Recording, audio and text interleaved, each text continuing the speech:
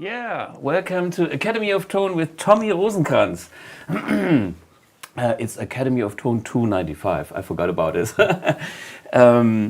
Yeah, you went a long way from Paderborn. I did, yes. All the way down to Saarbrücken. I was born in Paderborn. That's true, in my case. Yeah, you are a real Paderborner? Yes, I was born like 20 minutes away from Paderborn. No, I was actually born in Paderborn, but I grew up in a small village with less than 1,000 people. It's really small. Yeah. And I moved to Paderborn when I was like 17 or something, yeah, and have been happy there ever since. Cool. For me, it's the power of the province. Well, sometimes, you know, I kind of enjoy the energy and atmosphere of a big city, but on the other hand, if you have a remote, calm, peaceful place, it does something to the human being as well. Oh yeah, I can relate. For me, it's like the town, for me personally, has the perfect size. It's not too small, so you still kind of live anonymously, if that makes sense. Yeah. But it's not so big that if you go to the city, you won't meet someone you don't know. Yeah. So it's similar it's in Saarbrücken. I mean, you're not familiar with this city, and I'm not familiar with Paderborn, but I can have the same experience when I want to meet people. I know the places where to go, and exactly. I'm sure I will meet somebody. Yeah, just same here. So you never feel alone. Sometimes it's a bit a problem if you want to stay, you know, cool and not being in people to cross this kind of section where you meet all the people. But on the other hand, if you go to other locations in the city, you can escape the people that you usually bump into, and then you have your privacy, which is good. And I think when you would live like in Berlin, it's like too big. Oh yeah. Yeah, you are just one little drop of water in the whole sea. Exactly. And yeah.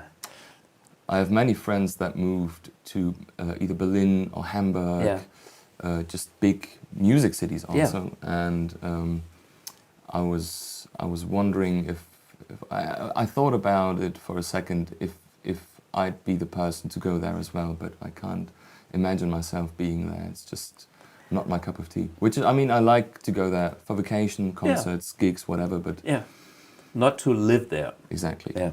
I tried it in Hamburg and I'm happy that I skipped it. I mean, you know, I made my experience and I noticed I met a few very good friends and there, but the overall thing is a different vibe and I'm not a local guy. Yeah. If you grow up there locally, it's a different thing again. Yeah. But yeah, oh cool. Before we dive into all your music and gear related stuff, I want to tell a little bit about what happened here last night. I had a kind of an emergency well, kind of post or message on the Instagram. Funny, there's a guy, his name is Lars Redkowitz and he plays in a metal band. And I was reposting his kind of pictures where he always used the Iridium edition, this bad boy here.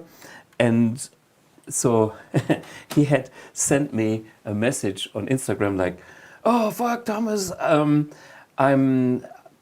was dropping my AMP1, they had it on a forklift or something with the whole gear and it fell down. Oh, no. A huge thing. And so, well, it stopped working. And I was lucky because I was, you know, just checking the message and I thought, okay. And then he was sending me all his 20 tour dates. And the first one was last night in Luxembourg. And I thought, you know what? I just did the call and he immediately replied, well, you are there, blah, blah, blah. And said, okay, you know what? I wanted to interview you for a long time. Now's the chance. I will probably just jump in the car and bring you an amp and we'll do a little interview. And there you go, that's customer service. That's customer service, yeah. And here we have a very short clip where I just came into the hall and yeah, he was on stage already. I was a bit late, but no problem. And by the way, the singer is also using that. Watch the clip of Lars. This, enjoy.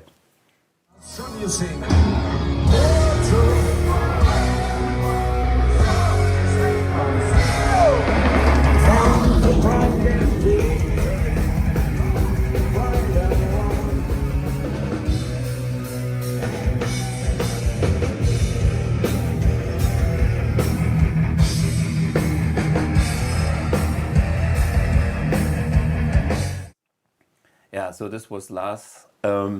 And after the show, we had a very funny time in the backstage with also the other bands. Nice people, even funnier conversations, and the night was long. So sounds like a good night. It was a good night. And it was like, you know, things that you never expected. I'm not a metal guy. So I went, watched part of the show and thought, you know, that's easy metal for me. You know, it was not like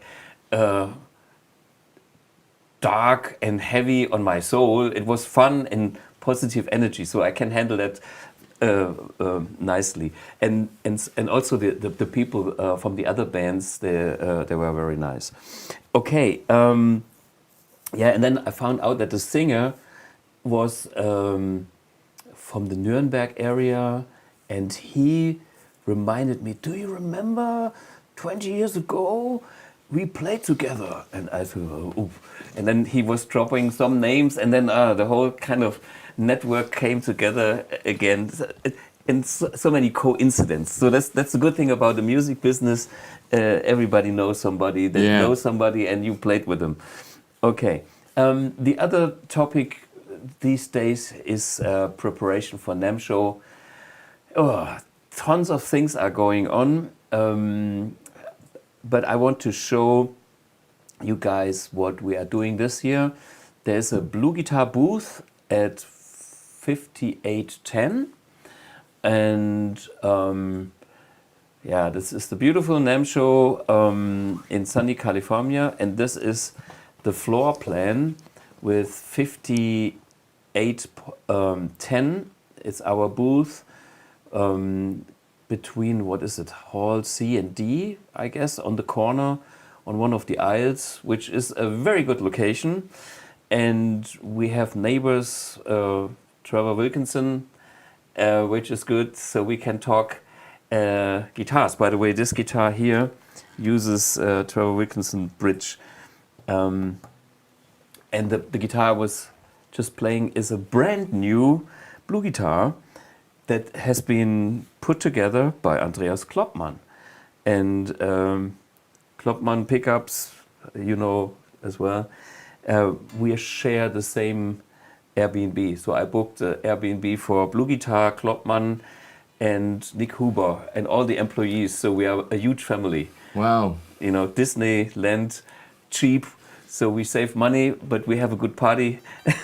Guitar heaven. Yeah. So, and we, you know, from waking up in the bathroom, we are in the zone, and that's cool. Yeah. So that's the whole thing.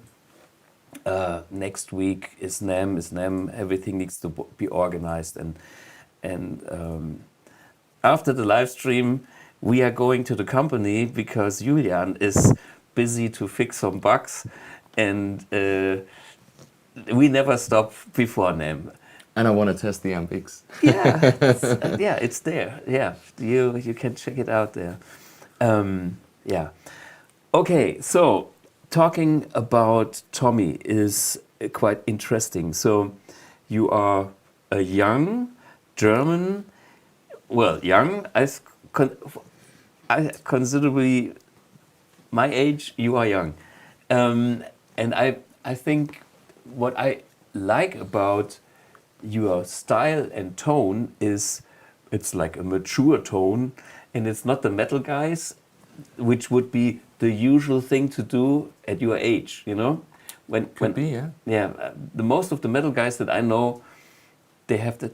What did you inspire to make like that, rooty, organic, warm music as a contrast to the metal? You know, I have to picture now black and white. Yeah. What are your inspirations, or what did you give a guideline to go like this way and not the other way? I guess it kind of comes back to my dad, who used to be a musician as well, and inevitably I grew up listening to a lot of 60s and 70s music. And later on in life, the first CD I bought was even older music. It was like a best of Elvis. Oh, Elvis, yeah. Album, I remember. Exactly. I love it. And later on, I discovered people like Stevie Wonder, John Mayer, of course, all the blues guys, the Three Kings, Stevie Ray, and stuff like that. I'm a huge Sting fan. Yeah. And I guess I never was able to listen to just one genre of music, which I obviously I do my deep dives, you know, as we all do, but I always try to be open to all kinds of music that touches me, basically. Yeah. That's that the resonates with what you like, and then in the end, that's always a good inspiration. And you don't seem to be focused like, oh, I never, use that because that's the other guys. No, it's whatever speaks to you is you. Exactly. Yes. Yeah. I have similar attitude. And when I look at like the vocabulary, I can find that you play also a little bit of like jazzy stuff and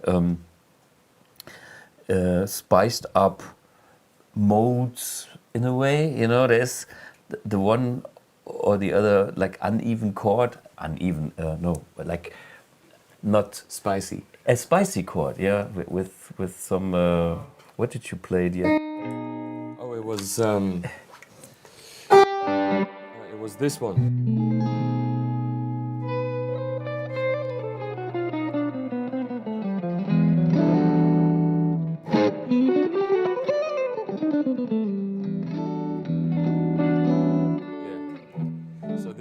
like basically it's a B chord with a, what is it? It's like an A flat. And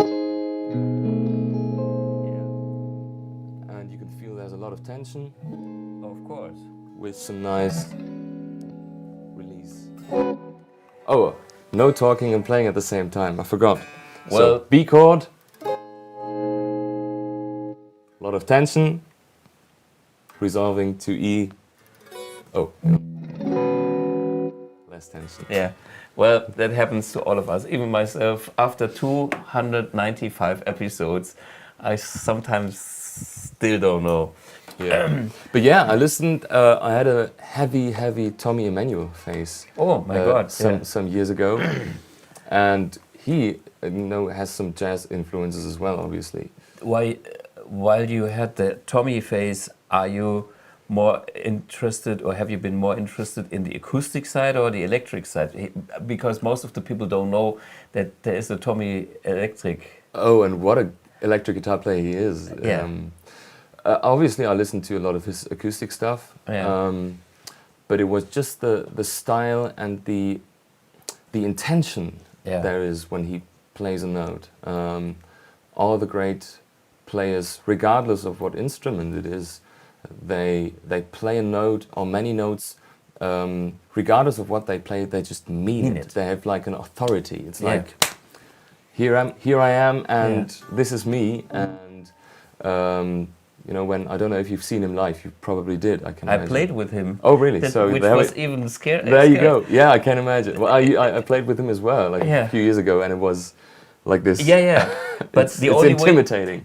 But the only way is you go there and you do your thing, and then when you are in your zone, then it's working. Because the moment when you try to not be you are too weak. You know. So and this is what I did. I just went for it full on, and he loved it.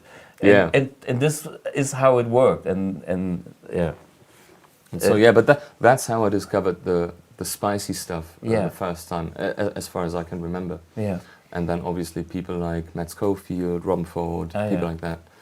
Yeah.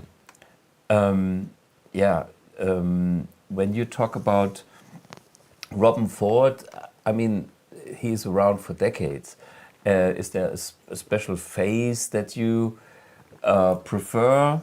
Is there like, I mean, he played in the Yellow Jackets, he played there, or is that just, you have an album from this phase and or is there like, hey, that's the shit? I'm a big fan of the, even though it could be a bit cliche, but I really like the Talk to Your Daughter album. Ah, yeah, okay.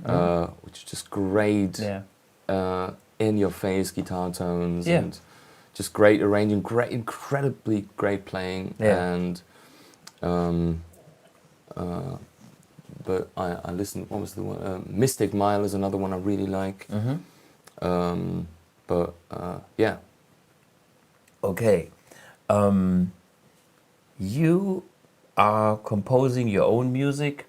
You write, your own lyrics, all original, which is a tough thing to do these days. Yeah. And so you're kind of working on an album,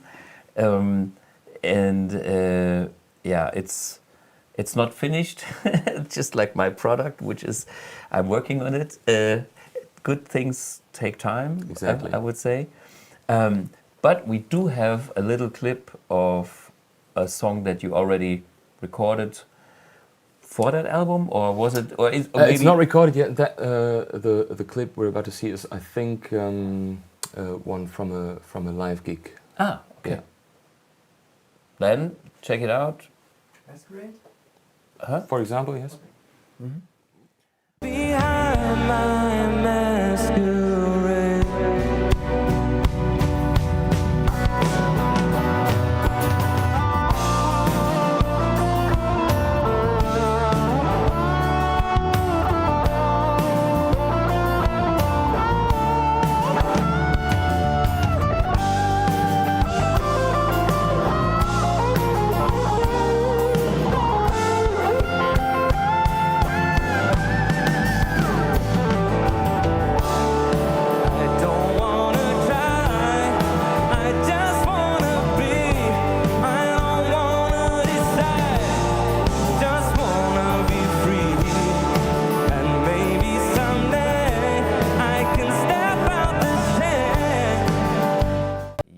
So that's one song that is kind of in the pipeline that you played with a band live. Is this like your band or is this like... This is my band, yeah. Yeah. Yeah. It's this was a short clip from a song called Masquerade. Yeah. And there's another clip we prepared Yeah. to make a smooth transition. Transition, and it's called Try. It's called Try, exactly, yeah. Check it out.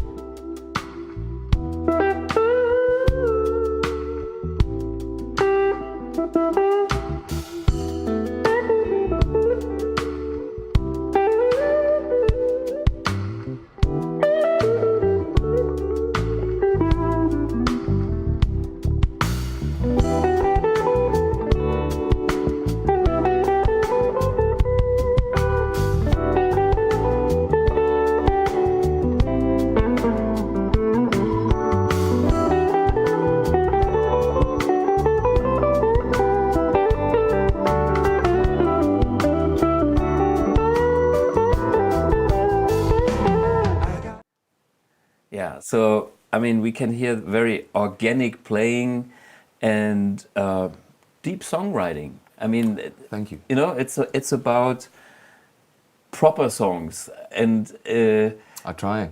Yeah, but you know, human as much as it can be versus the new whatever technology AI things.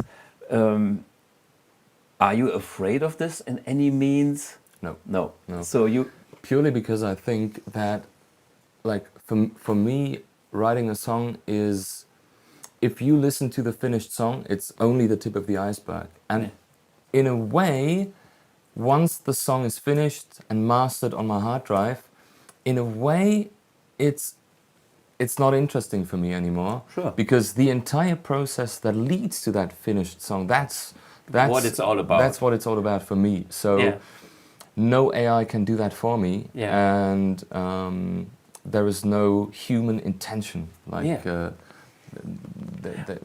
AI has no feelings, AI has no intention. It just does what you tell it to do. But going through writing a song, maybe throwing 10 ideas away until you find a kind of a nugget that inspires you. This is all part of what the finished song is about, for me anyway, so AI doesn't help me to do that. Yeah. I kind of like the attitude to be 100% kind of old school in a way, and there's something good about it. I mean, for me, this world is getting into many, many options, and you have to decide what is good for you and what is not good for you as a consumer, but also as a human being. Yeah. And we are kind of challenged because in the good old days there were no choices. You had to eat what was on the table or you would starve, you know? And today we go into the supermarket and everything is full of choices, and you can eat shit and you can still find the good bits and pieces. And today we have the challenge of finding the good bits and pieces in whatever it's in life, in food, in whatever, you know, gear. Remember, you would be grown up in 1945, there would not even be a Stratocaster. Yeah. Shit. So, you know, but, you know, you would have used what would have available by then. Yeah. And today we live in the age of everything, and it's our responsibility now is probably changing towards what not to do and what not to consume, and to be selective. And it's maybe hard for some people because they don't know, but I think you get stronger by developing your own taste, because you have constantly to make all these choices, and that sharpens your decision. For me, it's just different. I'm not saying it's bad. Sometimes I wish everything would be easy as everybody, but in the end, it was never easy. It was just different. It was harder to get something that wasn't existing, and today it's like to make the right choice, and maybe combine things that are all available. There's the art, or to have like the complete silence for like writing songs again, mental, like not being surrounded by tons of options in the internet and think, oh, I steal a little snippet from this guy and this one and this, and then I put it in the blender and ching ching ching, here is your hit song. No, you just work and go fully back into your own universe and be with yourself and create in that kind of mindset. Exactly. And I kind of have always been like that, and I'm not saying that I didn't was inspired by other people and maybe even stole a little bit here and there, but never intentionally. It's like it hurts me when I think, oh, this is too close to some. I would skip it. Yeah. I never try to be like, this is my Jeff Beck tune. Yeah. I mean, it's if he touched me with all he done, I cannot help it because it was so strong in myself that it left some traces there. Of course, yeah. But I think that is still feasible. But I never went there like, he played.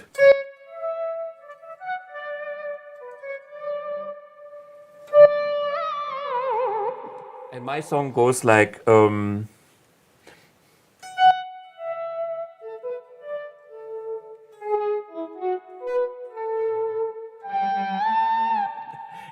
this would be just I see what it's you like, mean. It's like, oh, I had a copy 100% the concept and just change something not to get a problem there.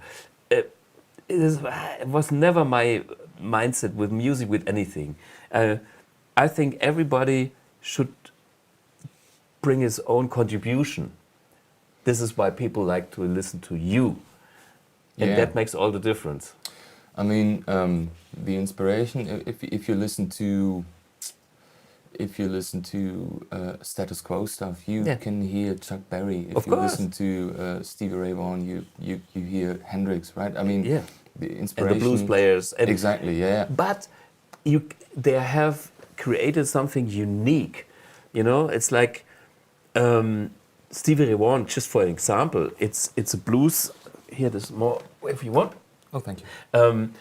I mean, Stevie Ray has huge influences, but his personality was so strong that what he put in his blender was really Stevie Ray at the end. Yeah. And this was even so strong that we all talk about Stevie Ray Vaughan, who has left us, how many, 10 years ago or whatever? Do you remember the year? Or even Stevie Ray Vaughan? Yeah. Oh, I think it was more like 30 years. 30 years? No. Stevie Ray Vaughan. I'm not that old. I saw him live. I'm old, but I'm not that old. 30 years. Maybe. Maybe Lucas can check it. Yeah. I forgot about it. But my thing about Stevie Ray was another personality moment in my life. I was listening to that music of, well, it was David Bowie, Let's Dance album. Oh, yeah. So here we have 1990. Fuck, is that long ago? Sorry. Yeah, okay. He's so present in what I'm talking about that I still think it can't be that long. But I mean, COVID started 7 years ago. Yeah. But here, Stevie Ray Vaughan, I was, in the 80s, this was probably before your time. Anyway, I was listening to music in my teens. And there was all this plastic synthesizer music, Depeche Mode, and and hair metal and all that stuff.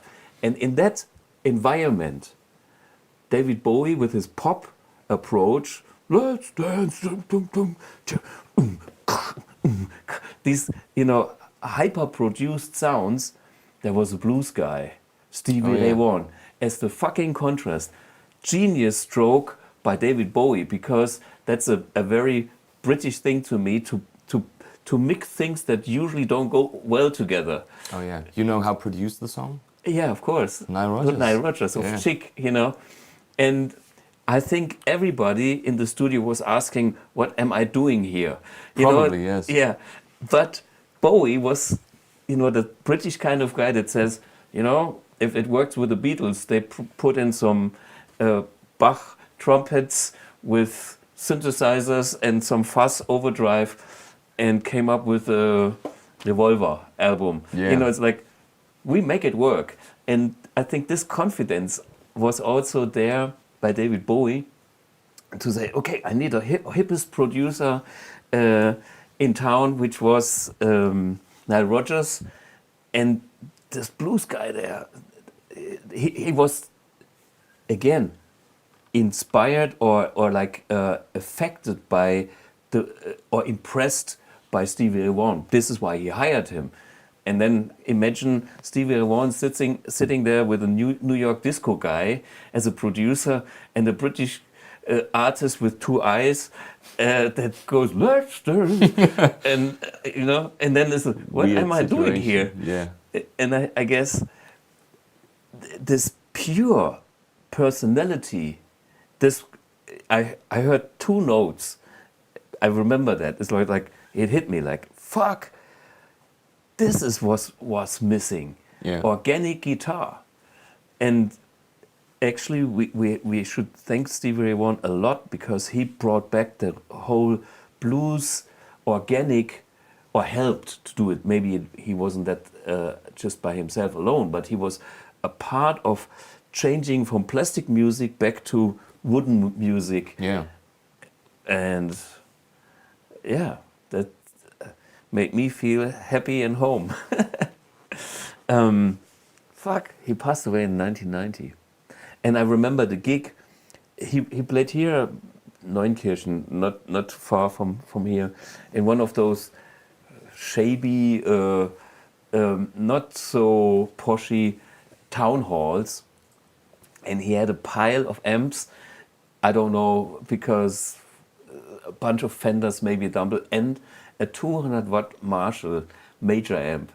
And he had a rubber blanket, so it was facing to the audience, so the 4x12 Marshall was like covered with that rubber blanket, so it's not too loud. Yeah. Okay, I was standing in third row maybe, and then for the encore, he was Stevie, and he was tearing it up, get rid of that rubber thing, and this was a physical, it hurt, but it was so good. Yeah. You know, this is something that I sometimes miss these days. People that really go for Oh yeah. the emotion, the real deal. Yeah, okay, Stevie got me excited. Yeah. For a good reason. Yeah. But what I like, that you get also to this organic, human-made foundation of your style. That's I think it's a strong message. It's something that we need in this world. For me, it's important. I mean, there aren't too many people, like if you take a look at the big world stars that play and work with real instruments. I just listened to the new Bruno Mars single yesterday, where it was, and I got tickets. I'm gonna You go to Bruno Mars. Exactly. But it has a nice kind of 70s disco vibe. Yeah. But there are real drums, there's a real Absolutely. bass, Great real band. guitars, real horns. The sound is great. Yeah. And on the other hand, I like things like Billie Eilish as well. I mean, she made, with her brother Phineas, they're using production techniques that are just off the wall. And Outstanding. yeah. But for me, the real deal is to combine these things into, I mean, use the best of both worlds, right? Yeah. It's so much easier to record yourself nowadays than it must have been. I can tell I you. mean, you know better than I do, obviously. I started with a Porter Studio. Whatever that is, but on I'm sure cassette. it's... Yeah, okay. A cassette, maybe you know a cassette? Yeah, of course. Yeah. Yeah. And then you had 4 tracks. Well, it was great to get disciplined because you only had 1 track. You couldn't make 30 takes and then bounce them and have a, compile them to 1 perfect take. No, you had to do a good performance. That was your guitar track, and then you played the bass or whatever, or you had somebody else. But working on writing songs, it built up a craftsmanship because you had actually to play. There was no copy paste from the beginning to the end. Yeah. And so that was a good training. Yeah, I can imagine. And also the other thing I like about old school stuff is that I just like knobs. It's so much easier for me to use than 1,000 menus. But that's a, everyone's different. Yeah, but you have your personal preference. Yeah. But hey, let's talk about your Strat.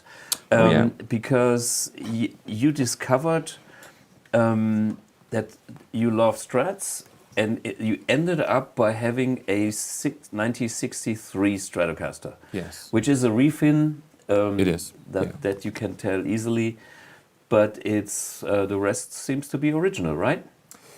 Yes. I mean, the frets are changed, of course. Nut is new. The steel block is not original, and the pickups have been rewound by Andreas Klopman. Ah, okay. Yeah. But other than that, yeah. And that made it affordable, I guess. Oh yeah, absolutely. Yeah. Otherwise, I wouldn't have bought it. Yeah. But I was looking for a player one because oftentimes the player ones. I told you this earlier this day. The first vintage Strat I played was a 64 in Leverkusen. Yeah, and it wasn't really good. It was a piece of shit. I didn't really like it. It was really bad. And then I met a guy who now is my guitar tech, and he has loads of vintage guitars. He has an entire wall of, he has a 60 Strat, 61, 62, 64, he has old Les Pauls, everything you can imagine, he has it.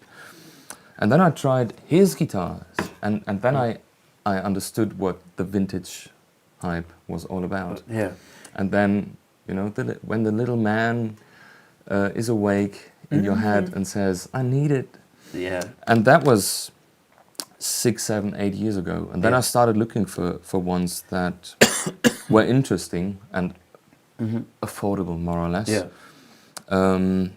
And I came close to buying one a couple of times, but it never felt right. And then I played in Frankfurt last year, the beginning of last year.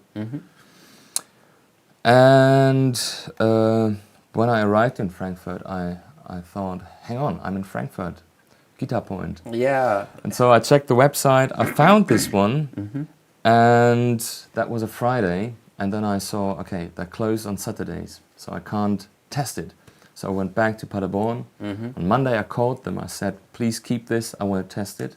Day later I drove down, and I took my friend's 64, which I really like, to compare. Because I didn't want to be influenced by the word vintage. But you had a reference, exactly. You had something that you liked, and then you could A/B it. Yeah.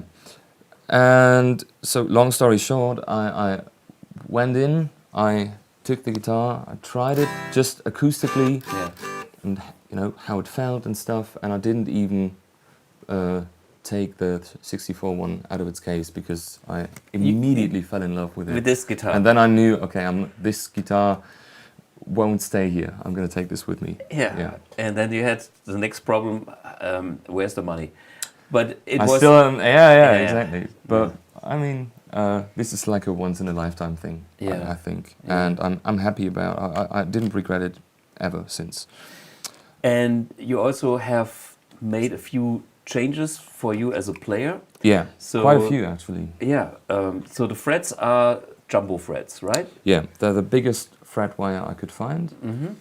And what we did is basically the same thing you do on your Strats, which is obviously you don't want to do something to the fretboard wood itself. The wood I just use the crowns or whatever, the top of the frets and make a compound radius. Exactly, So but in the frets, not in the wood. Yes, Yeah. exactly. And so it's like a 7 1/4, whatever, here, down there where it starts. And the rest is done by hand, but you can actually bend strings. Yeah. And this one, I mean, all of this was made by hand, obviously, when it was built back in '63. Yeah. And this one, because the plaque machine could measure it, is not even a 7 1/4. It's a 6.9, so it's even rounder. Oh, cool. Yeah. I love it. Which feels great underneath the hands, but to make the bend... now...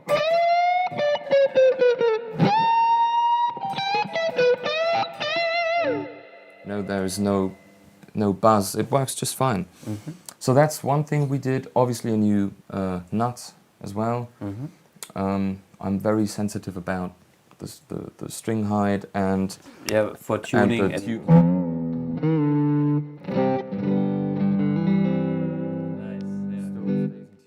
Still stays in tune.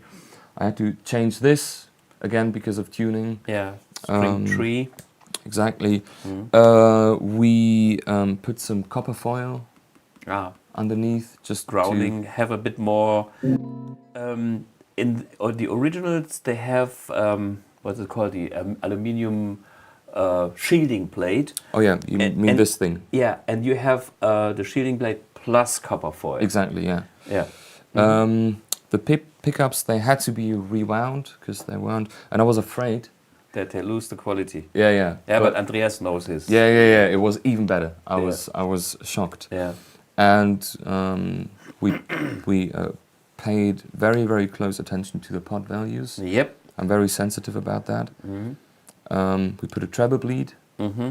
And it's only a capacitor for those who want to argue that a resistor needs to be in place.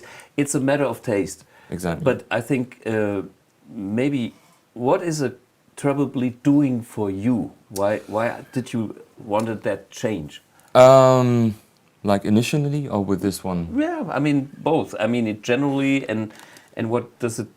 The only reason I needed a treble bleed like years ago was because I realized I needed more stages of gain than just overdrive on, overdrive off, or maybe 2 overdrives on or something. Yeah. Sometimes 1 isn't enough.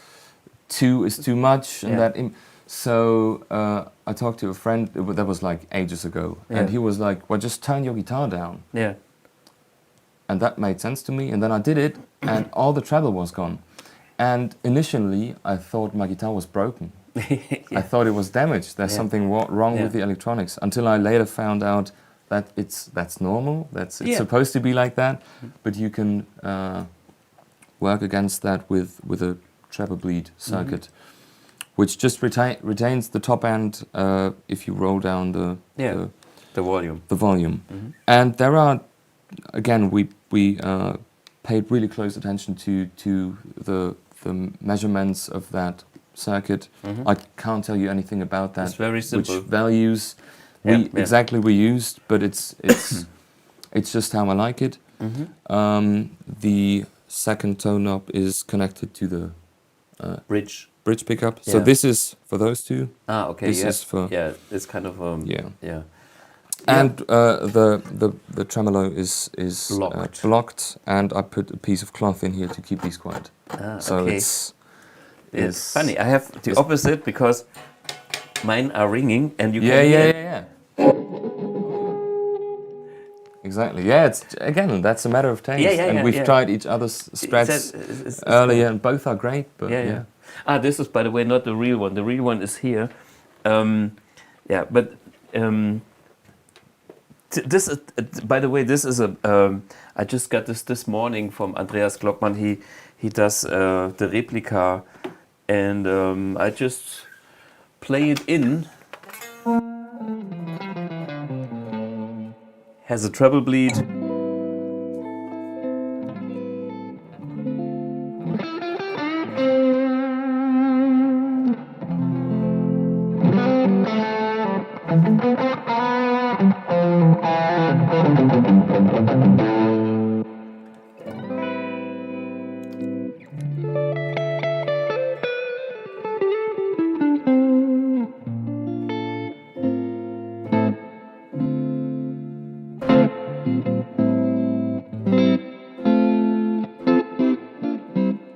brand new guitar. It has not the same quality. I'm not even trying to get there. No worries. But it's a workhorse, and I think I take this to NAMM. Oh yeah, it's a great guitar. Because my old stays at home. I have a question for you. What do you think is the vibe about vintage Strats? What would you say is the biggest difference between a guitar that's been played for ages and a new one? A new one. I can tell you exactly because I have both here, and there's nothing better than a well-played instrument that is in good shape. As you found out, some vintage instruments, they are dull, they are dead, they are not good, period. Yeah. Not every vintage instrument is a good instrument. But if you have a good substance instrument, and that has been played for decades and ages, something happens with the tone. And I can actually monitor this with this guitar. When I will play this guitar in a couple of months, it will be more alive than today. Yeah. And it's like, huh? What is it? Trust me, I have more of these, and this is 52. So I have 52 of the same recipe, and they're getting better, maybe sometimes. But the old ones, when they are played, they are superior to this because they are played. And what it is, to me, it is, you can hear it in the tone definition. It's like,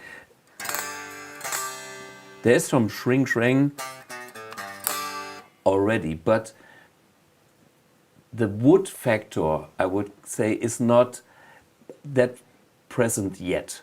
But what I can hear as the substance of the guitar,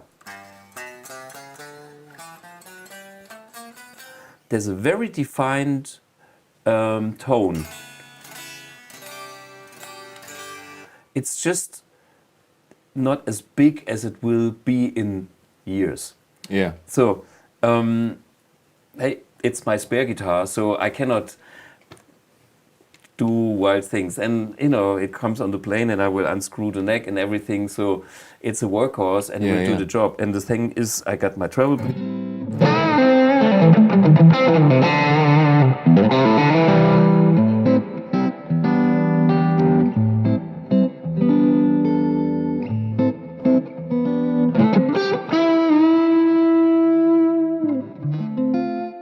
My thing with it. Yeah, it's very touch sensitive. Yeah, and that's already there, but that's just a starting point. And let me get the real deal out, just so we can all cry, go home and burn this one, or maybe not.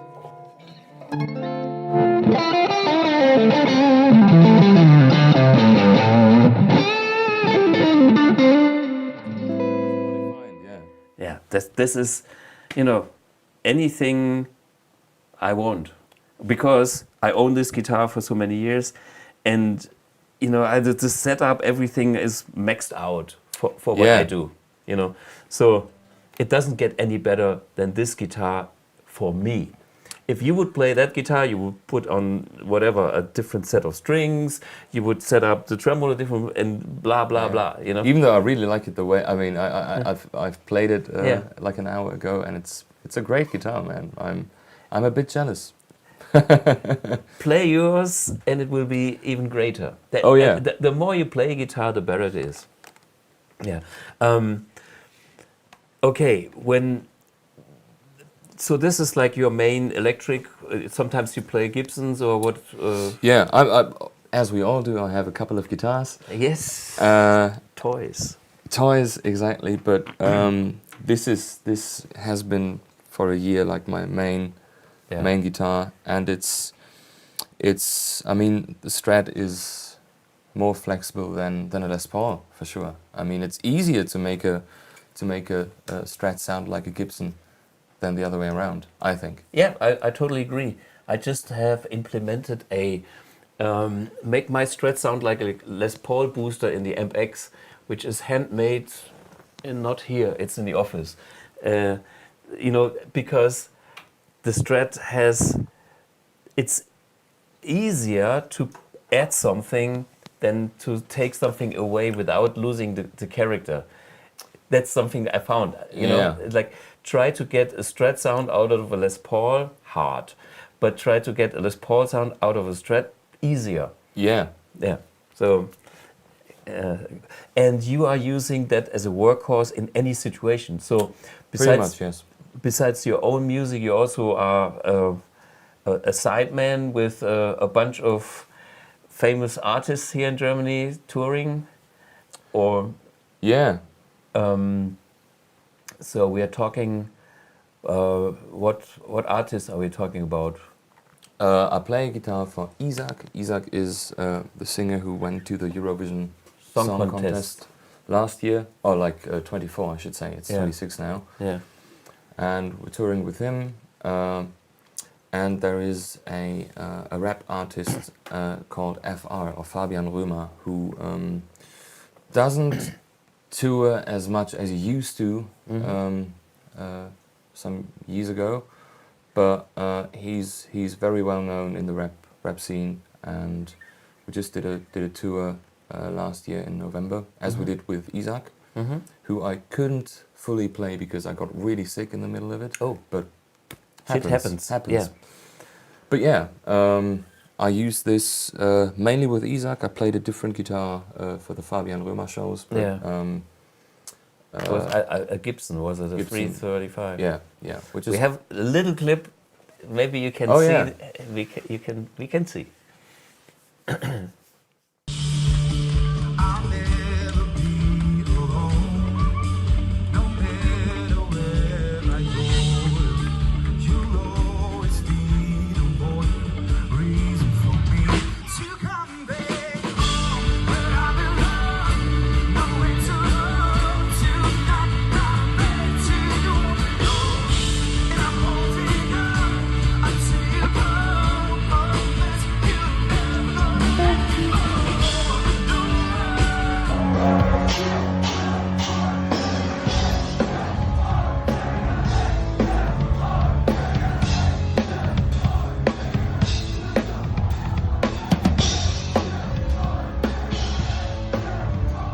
So this is the way to, well, play live, get some money in, and fund your band and your own music. Exactly. And I think that's something that you have to accept as a musician, that you have to, you know, see where you can make money from. We cannot expect to have income from your own music from day one.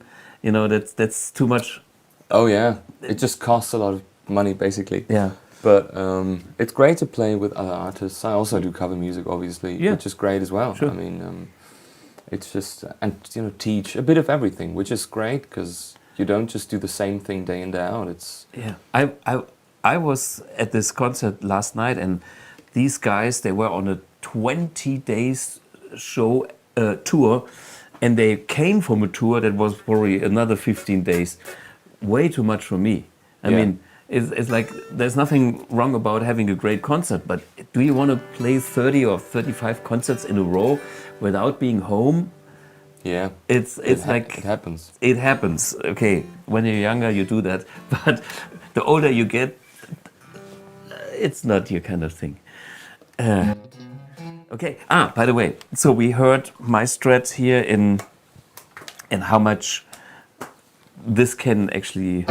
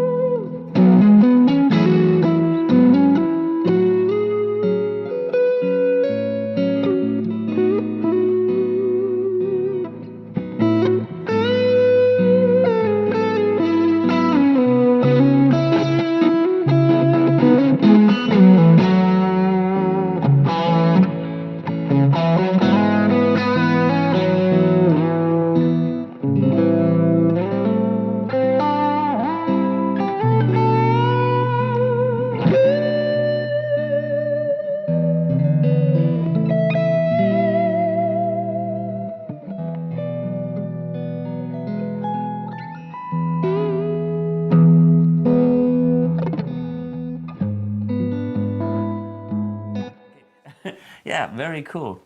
You can tell this is a monster with me because that's my guitar, and I know everything is at the right place for me. I don't even think about it. It's like, but the longer you play it, the better it gets. The other guitar will come alive, of course. But see, we are talking about the magic of vintage. It is the magic. You can hear it, and it's. Can we measure it? I don't know. Maybe we can measure the frequency spectrum, and maybe we can measure something. In the end, it's bullshit. It is what happens with you, the player, with your guitar. Oh yeah. And there is something with this guitar that happens to me that, and if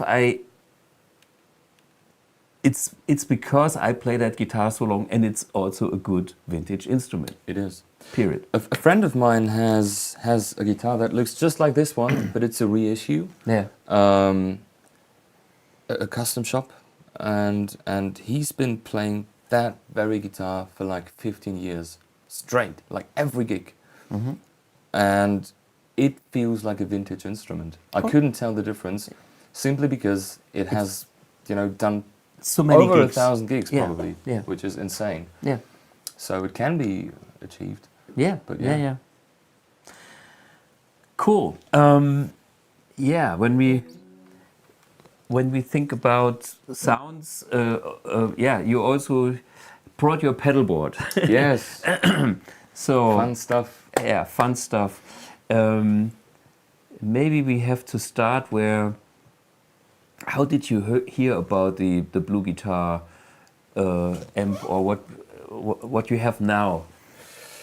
We used to have a music store in Paderborn where I come Musik from. Aktiv. Exactly, which sadly is closed now. Closed now. Yeah. Like so many others. Mm-hmm. And they had them there, but the first time they really came to my attention is when I heard our friend Sean play it live. Yeah. And I was like, wow, that thing can sound like that. Mm-hmm. Even though Sean is playing, no, I'm kidding. I was just kidding. He's an amazing player. Go check him out, Sean Artens. Yeah, he was here at the Academy of Tone twice, I think. And so I got intrigued. He made the contact between us, and I've been playing this thing ever since. So we got in this. So this is held by magnets. So I could. You have the original Easy Locks. Yeah. And so in theory, I could just remove this and it in practice too. And as you see, guys, it's really strong. Yeah, it's really strong. When you mount it the right way. Some people they have. Did you do it, or was this the guy that did the pedalboard? It's the guy who What's his name? We have to recommend this guy because it's great work. Yeah, I think on Instagram his name is. I think he recently changed it from Dr. Stan pedalboards to just Stan pedalboards, if I'm not mistaken. Okay. And he's such a great guy. It's great service, great talk. Because before, it takes weeks of writing emails back and forth until he starts building, because he really wants to get it right and asks about the wiring and the signal chain and where which pedal goes to get a full picture before he starts. Yeah. Exactly. So we put as you can see on the right side here, there is an input. Yep. Which goes to the tuner, and from the tuner it goes into the HX effects. And from the HX it goes to the input of the AMP1. AMP1. And there is another cable that goes from the HX to the delay pedal, which goes into the effects loop. So it's called the 4-cable method, if I'm not mistaken. You are right. So I can decide whether I want these effects to go in front of the amp or in the effects loop, which is really handy. Yeah. There is the blue box is mounted underneath the board. You know what? We try to lift it quickly, because this is also beautifully made. Don't smash your phone. Can we see this? Lucas? So there's the blue box, there's the power supply, and the AC inlets, outlets. And here comes the XLR, which we are connected now to the studio. There's not even the speaker connected, so your sound is like blue box only. Exactly. And this is what we are listening to. Done. Yeah.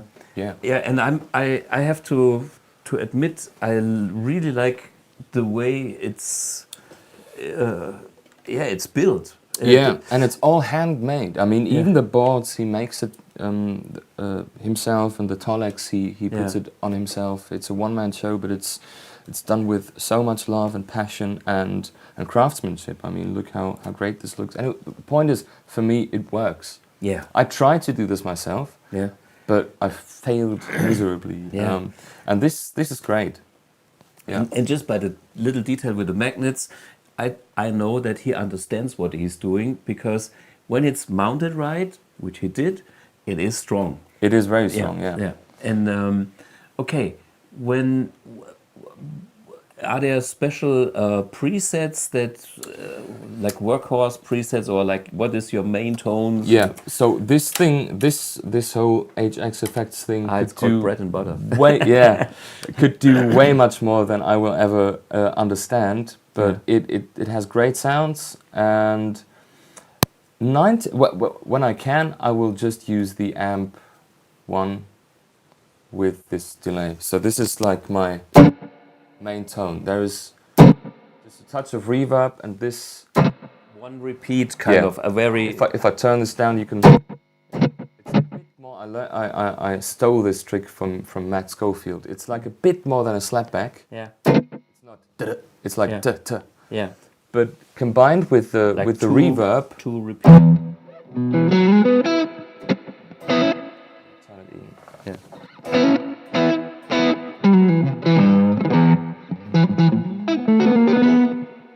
If I turn this off.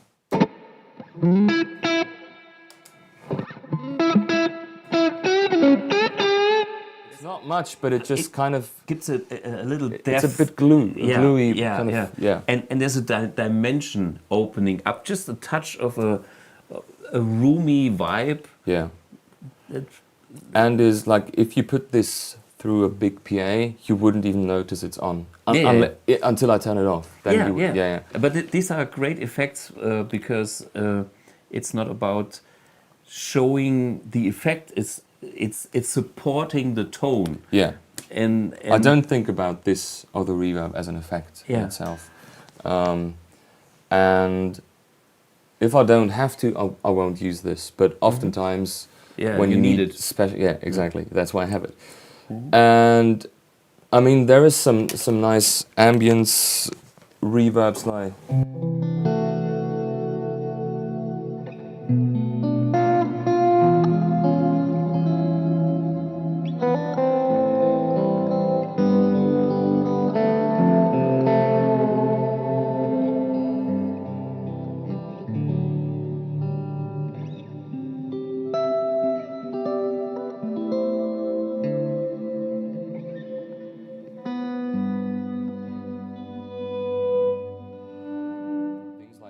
Which sound great. There's this thing. Oh, hang on. A bit slower.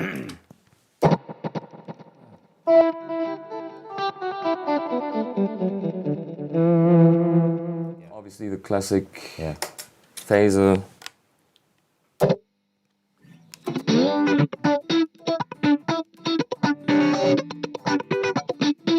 Just things like that. Yeah.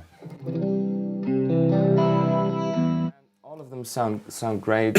You got to tweak some things.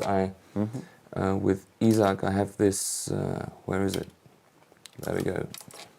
I combined some effects because I didn't really like the rotary as it was. So I put some other like EQ and the chorus and stuff like that, and I think it sounds really good.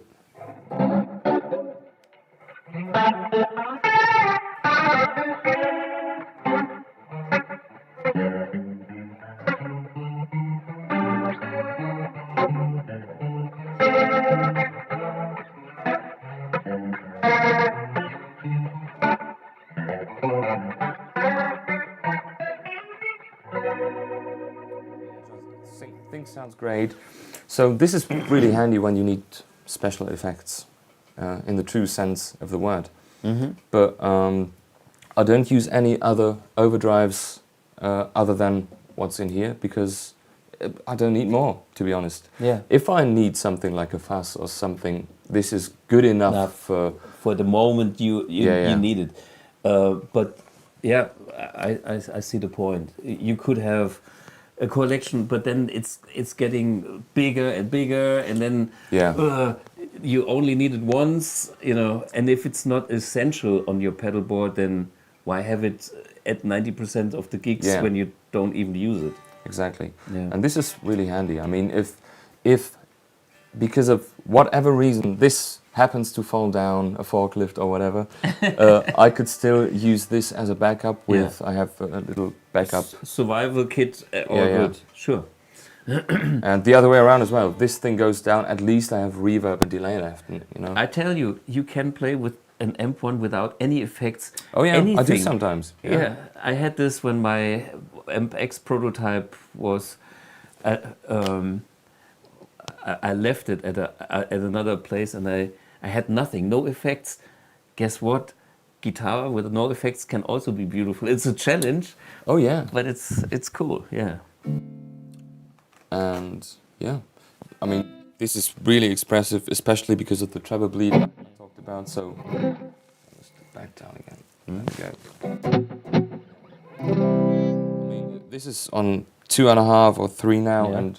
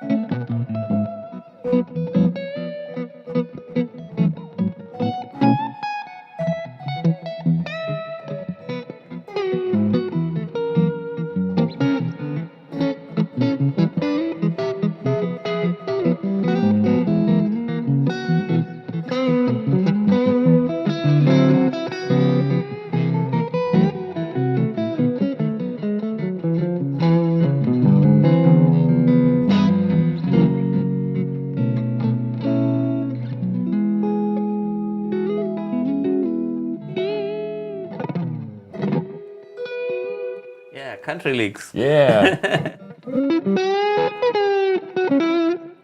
Yeah. You know that too. You know the enhanced version. Oh yeah, which I can't do.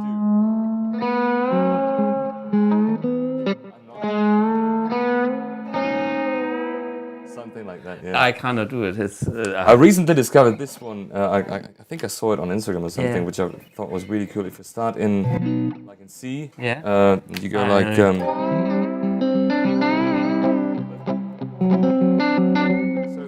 you play a C.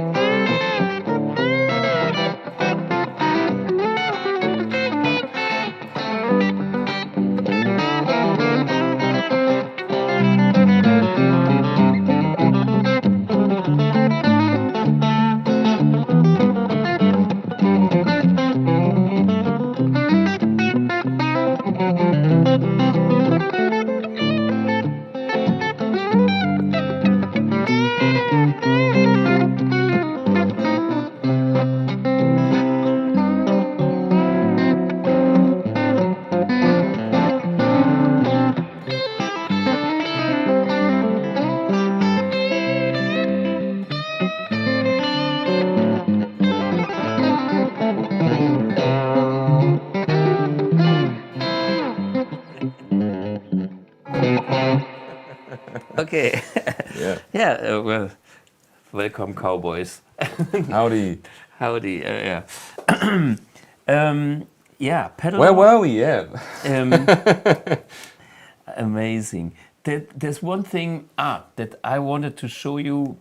Actually, I did before the show for the guys who want to have organic tones and maybe they didn't find the right setting on the AMP1 Mercury. And therefore, I have the one control. And there are some, let's call it maybe shades of the channels that are maybe interesting. Because if it's all like it's shipping with everything all the way up, everything max is like I wouldn't use a one control, then the sound would be like that, you know, like pretty rocky, which is like. But we wanted to play country and things, so simply use the gain and reduce this gain here.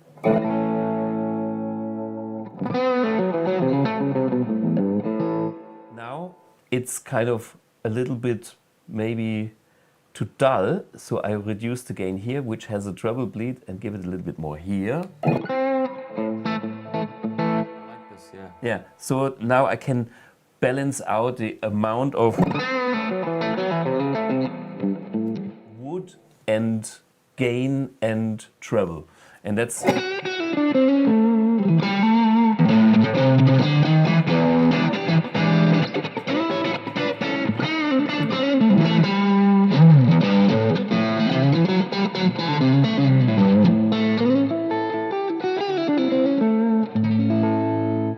an option, you know. Sounds great. It also works on the classic channel.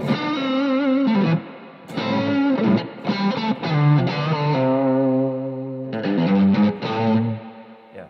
So gain here, gain there, and yeah, just here one more time. Hear the difference. I put this on 5. I put this kind of in the middle. Versus I put this all the way up. And this less, so we have the same amount of gain, but a different EQ setting. It's very dark. It's warm, yeah. Yeah. Dark. And the other one is like more bright. Or it could be even brighter when I have the gain here and I want less gain.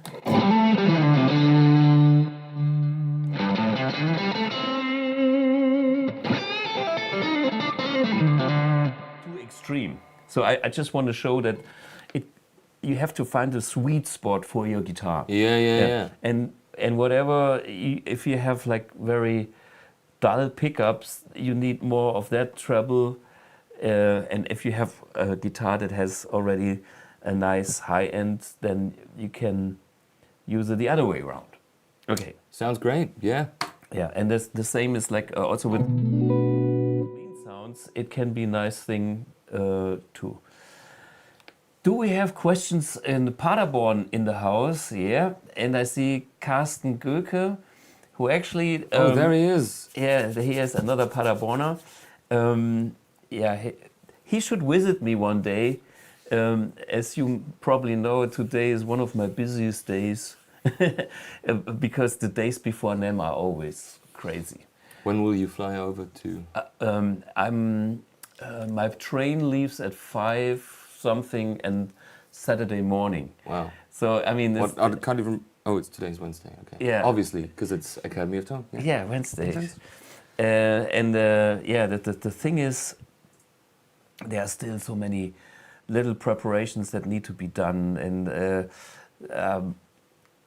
my list is endless. And so it's like, oh, I have to think of that, of this, and that, and blah, blah. And yeah, so Carsten, spare some time. Eventually, And I would be happy to invite you. We can even do a live stream. Why not? Have a YouTuber. You know, it's like the podcast Carsten meets the whatever, Flugie Boogie. Could be a nice episode. Yeah. Yeah. If made in Mexico, what's going on there? Okay, there's some discussions on Lender starts about. I am speaking of inexpensive and cheap guitars. Yeah. Ages ago, I bought a Yamaha Pacifica of a former student. Okay. So he quit, and he didn't need the guitar anymore. And when I tried it, I was like, wow, this feels amazing. It's a great guitar. And they are cheap. And they're cheap, yeah. Is this an older one? Or it's an older. It's like late 90s, early 2000s, somewhere around there. Because now they don't lacquer the back of the neck anymore, which I don't like. Mm-hmm. But the sort of lacquer they used, it felt really good underneath the hands. And so what I did is I put new frets in it, new nut, new saddle, whatnot, other pickups. And it's a beast of a guitar. I really like it, and I still play it live sometimes. I remember some of those Pacificas are. I even sometimes prefer the cheaper ones to the most expensive ones. Oh yeah, you know Dennis Harmers, don't you? He's one of those guys. Yeah, he used to play one for years. Yeah, and I mean, obviously, it sounds great because he's Dennis Harmers. He's a great guy. Yeah, super player. Yeah. And by the way, Dennis, one day I will invite you here as well. Yeah. I know we have been chasing each other for a while. We always, when I play in his area, he comes and says hello, and we talk. But he's a little bit, to get him in front of a camera is a bigger thing with him. Okay. Yeah. But I'm on a mission. Maybe it's 2026. You are. I might see him this weekend actually. Yeah, say hello, and we talked about that. But it's always like, we are both busy. But it should work out because he is a killer player. And he also has an AMP1 Mercury. Yeah. And I've seen him use it sometimes. It sounds great when he does. Yeah. Yeah. And again, the Pacifica, and that was the point. Sometimes you can buy instruments that are not too expensive, that are really good, and that inspire. And I think we shouldn't have excuses like, I can't play because I don't own a 61 Strat. It's like, hey, first thing is, if you don't compare it, you adjust to it, and then you find great instruments at any price range.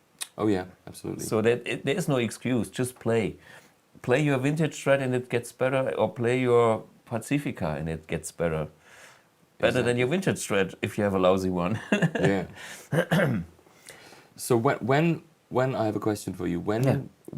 How long have you had this?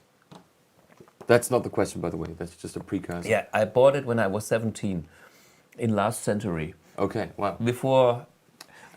Yeah. And was it like, since you had it, you knew this is the one that I'm not interested in trying other guitars or just playing other guitars live? The story with this guitar goes like, I had an original Fender from the 80s, horrible guitar. Then I had the Japanese-made vintage Squier, Japanese vintage GV series. Oh, good guitars. Exactly. I had 3 of those, and they were great guitars. But then I saw Gary Moore on television and thought, I think his guitar is better than mine. And I asked the guy... Did he play his red Strat as Yes. well? Yeah. A 61 red Stratocaster. And I asked a luthier guitar guy that is actually working at the Fender custom shop in the US now. He's from this town. And really? He went to Hamburg, and then he emigrated to California and worked for Fender. He did the Eric Johnson guitar and I think Michael Frank Braun. And by the way, I was that young boy, and I asked him, and he said, then probably you need a real old one. He knew that, and he didn't try to sell me any of his guitars. He was so convinced that I knew what I wanted because I had a Strat, I had a Japanese vintage copy, and I wanted more. And then he said, okay, the next step is the real deal. He knew that. And then when he moved to Hamburg, working for #1 Guitar Center, repairs and more, one day he called me. He said, I got two vintage Strats. One was the 61 and another one was the 64. The 64 belonged to Thomas Kretschmer, Udo Lindenberg. Was killer guitar, honestly. I couldn't get the money together for it. Was it more expensive than this one? Yeah, because it was celebrity owner, And this one was this one. And this I could afford, and I knew it was a good guitar too.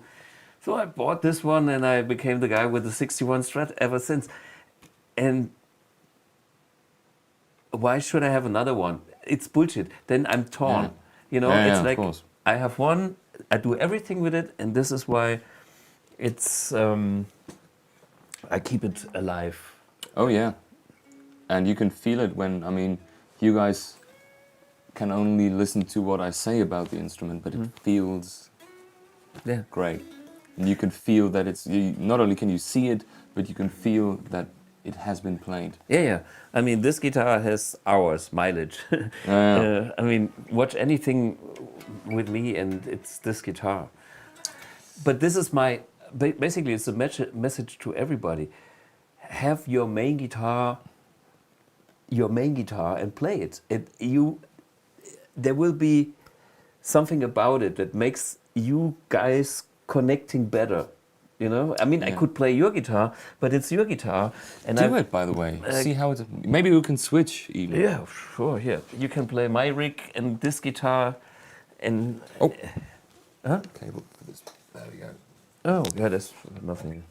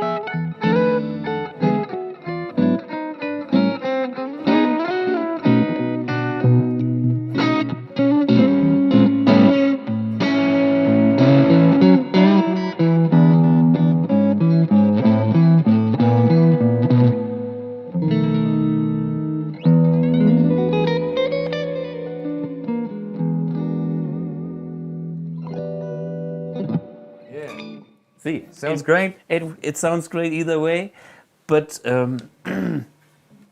yeah. And you have different.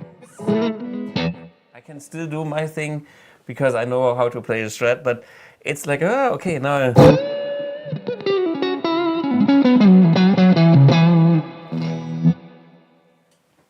I should have more gain. But anyway, all good. So guys, do we have any questions in the house? Name again, please. Stand pedalboards. Yeah. He's based. Well, originally he came from Ukraine, I think, but now he lives in Vienna for obvious reasons. And he makes all of this by hand. He built another larger pedalboard with loads of pedals for me. And probably not the last one, but I can really recommend it. It's great. He has a lot of understanding and knowledge about the pedals, and all of the cables, not just the patch cables, but also the little, what are they called? DC cables? The what is it? The power supply connection with the 9 volts. He makes all of those himself. Custom length. And just to reassure quality. No, I have another Ukrainian guy here in town who we use sometimes when we need to have our prototypes of MX, for example. He is repairing cars. He repairing cars and does the lacquer job, paint job cars. And his name is so cool. His name is Ole Bass. Ole Bass. Bass, like a bass. Oh, okay. It's Ole Bass. And when I come into his workshop, he always has a huge smile on his face. That's great. Because he has, what? This is not a car, but I want the car colors. And now it makes sense. Yeah. For instance, like on the AMP-X, it's a Fiat color. Is it? Yeah, it's Italian elegance. There you go. Yeah, and I chose that with him, Wow. Yeah. I just realized how much thought, even colors and stuff, obviously, now that you mention it, it makes total sense, but I just realized how much there is to think about. When we design products, I have to do anything from the last screw. I'm not doing everything myself, but today I spent half of the day selecting springs for the mechanism, and I tell you, it's like I do things that nobody thinks I would do. Yeah. And I spend hours with that, and I only can do it because it's my baby, and I want my baby to be working properly.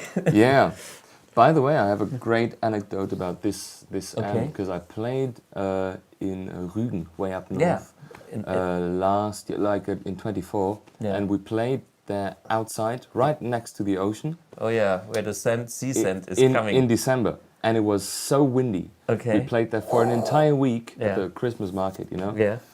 And it was cold, it was windy, and exactly like you mentioned, the sand went into the switches. And I pressed the switch. And it got stuck. And it, exactly got stuck on the inside. And at first I didn't realize what the problem was until I realized, okay, it just got stuck. Yeah. And then I did what I think you're about to do, because I went to the BluGuitar page for the troubleshooting guides. Yeah. And I learned that you can just take a knife, take these out, Yeah. and clean them, which is so great. This is like here, I can go underneath. Is the camera showing it? Wait. Come on, baby. Which is not nice. Here. There's the switch, top camera, front camera. So, and when you look inside the switch, you can see the middle part is moving, and what you can do, you just get it out with a kitchen knife, with a butter knife. Use one that is not sharp, so you shouldn't hurt yourself. But no, this is not sharp. And you can even get the internal thing out. There's a little guy to press here, and then you have everything in different pieces. I can do it now if you want to. Simply put it under pouring water, or put it in the dishwasher. It will survive. So, and this is like, now we have this guy. Come on, go out. This is not a flat screwdriver, that's a bit shitty. Let me see if with a flat screwdriver it would be easier, but I should get it with this one as well. But I don't. Let's try this again. No, this is too big. And this is, and usually I use a standard screwdriver, and then it's one more click and then we're done.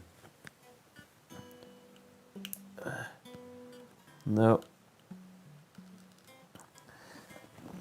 Sorry guys, I don't have a standard screwdriver, but that's the way to get this out, and then you have the two pieces, and then you clean them and you put it back together like this. Yeah. And then you put it back in here, and here is your boost switch. Exactly. Yeah. So just easy. a short anecdote, because it happened to me, and I was really happy that I could. Yeah. I mean, we try to, improve things. I have actually thought about that for an upgrade to have holes in the bottom. So when the grains from the sand are inside there, and you move it a few times, and goes out, self-cleaning, and having the sides slightly opening, so whenever something goes in the inside, it's easy for it to fall out. Yeah. So this is on my agenda. It's all this and this and this and here and there. Yeah. Yeah. There's a classic Fender versus Gibson discussion. Ja. Aber man bekommt bei Gibson einfach mehr Gitarre fürs Geld. Binding, teures Mahagoni, Ahorndecke. Yeah, I mean, this is like, this is the classic. Is it true that the only reason Gibson did glued the neck in is just for marketing reasons? I don't know. I've heard of that story, and the story is like that just for marketing reasons they use glue instead of screws to make it look better. We're not using screws, we're going to use real craftsmanship, and that's what I've been told. Yeah, but maybe they sold it like that, but I think Gibson was more the traditional company that believed like electric guitar needs to be constructed and built like an acoustic guitar, like a traditional method. Makes all sense. Leo Fender was a mechanics guy who gave a fuck. He had a problem, and he solved the problem from a mechanics. And by doing that, he invented a lot of things, like many things, from the saddle here to the tremolo and free floating, if you use that, and blah, blah, blah. So he was probably the more innovative guy, and with the help of some musicians, he created instruments that have, again, a lot of character.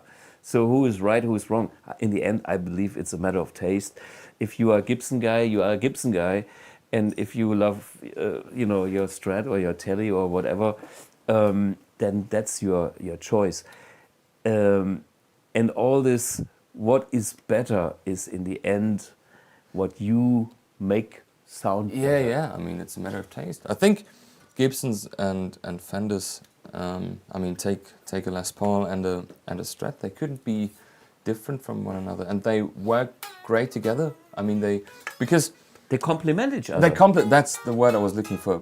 This one has a master tone, this one has two separate circuits. Yeah. This one has humbuckers, this one has single coils. Yeah. They couldn't be more different from the other.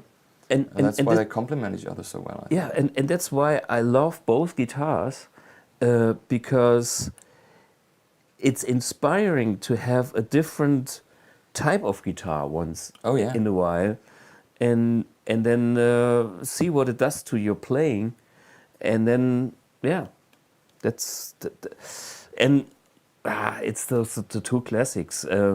If you ask me, I'm fine with these two guitars, and the rest can go. I can take them if you like. No worries, no worries. Yeah, there's not enough room in your car for all the guitars. Could No, be. I'm for what I do as a guy that plays guitar so many years. I don't have that many guitars. I know amateurs that have like Oh yeah, 3, 4, 10, 20 times more guitars. yeah. I can. As you mentioned it, I have some pictures in mind and of people in that mind. I know. Yeah. But for me, it's okay. Everybody does his thing, and the more you play, I think you need a few tools, and then there's your main guitar, and that's all good. Yeah. I mean, when I started playing guitar, I can just see it from Seitenschuft. It's one of the simplest guitar and sounds great. That's the guitar I started with. Was a Telecaster. Yeah. And I played, and for the first 5 years or something, that's all I had. I had a Telecaster and Blues Junior. That was it. There's nothing wrong about it. Worked. Of course. Yeah. You can do anything with a Tele. And then the madness started, but it's okay. Yeah, but we go through these phases. Yeah. I mean, you have you get that spark of, oh, maybe this is something, and then you have to learn about it. It's like music. It's like, you wouldn't play any country lick if you never had the feeling like, oh, what's going on here, and it makes you curious. And then, of course, you are curious, then you learn it, and then you work a little bit with it. And in my case, I can tell you some of the stuff will disappear, and some of the stuff will come back in a different form. Oh yeah, And absolutely. and so it's totally fine to be trying out different things and being interested in different things. Yeah. Okay, here we have now it's the guitar community discussion. Corina Explorer, Hoya Flying Arrow, yeah. Exotic instruments. Yeah, but everybody loves. For me, in the end, is whatever guitar makes you guys happy is your guitar. Oh yeah. And it has nothing to do with genres and music. The blues guys playing flying V's and the metal guys playing flying V's and some of the weirdest combination. If you find your instrument, you can play anything on the Telecaster, you can play anything on the Strat, and vice versa. If you make it happen, you are the master, and this is what the people are really interested about. I'm not sure if my source was correct, but have you heard of the fact that a flying V guitar was originally meant to be for country players? Maybe, I don't know. I just know that Gibson in the late 50s came about the Explorer, the Flying V, and the Modern, like 3 very different shapes to be different. As Gibson later also tried with bizarre stuff, and they were flops. Yeah. So the thing with the Flying V is obviously it has the V here, and it was supposed to go up high here, so the arm can go through the V for the country players to go. At least that's what I heard. I could be wrong. Maybe someone Put can it correct here me in the chat. and play country on the V. Yeah. Put it down there and do the metal thing. But it is what you make it. I mean, use what makes you happy, and in the end, you can even widen it up to life is what you make it. You take a decision. You want to be a musician. You want to write your songs. You are using no AI. You go that path. If that's your thing, that's you, and this is the thing why people will like it, because they can. You make a selection, and you build up something that inspires other people again. Yeah.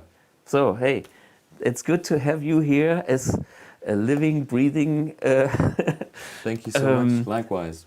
Example of how life can be, and I think that makes the the world a good place, and for me, it's good to see, people your age doing it that way. Sometimes it's like, I hope there is a generation, or there are musicians that keep that spirit alive. As you said at the very beginning here, Stevie Wonder. I mean, Stevie Wonder is now how old? 70 something. Yeah, must be. Or the Rolling Stones, and they still gig. I mean, that's I don't know if it's true, but I saw a picture on, was it Facebook or so, Rolling Stones, Led Zeppelin, and I don't know if it was fake, do a tour next week, this year. I don't know if it's right, but it's like, these guys have all the money. These guys, they could retire, but they do it because they're still having fucking fun. Klopman, same thing. He's on tour this year. Yeah, I mean, it's like, okay, as long as you enjoy it, go for it. Yeah, and that's okay. Yeah. Thanks, guys, for joining in. Thanks, Thommy Rosenkranz, for joining this episode. Thanks for the invitation. Yeah. It was a pleasure. Yeah, always a big pleasure. We wrap it up and we go to the office and work a little Exactly. more. Okay. Hey, thanks for taking all the efforts and the ride, and hey, big pleasure. Okay, take care, guys. And what is next week? Next week I'm NAMM. You will see me from sunny California with hopefully warmer hands. Farewell. See you soon. Bye bye.